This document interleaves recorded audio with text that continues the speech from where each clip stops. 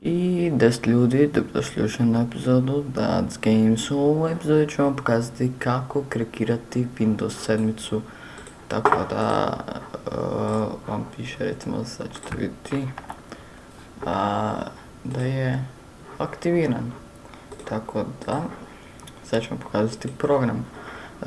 Ako želite sami skinuti taj program, bit će u deskripciji. Samo ga pokrenite.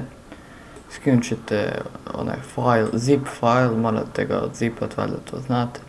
Kliknete install i on će vam instalirati sve i tražit će vas da restartate kompjutor.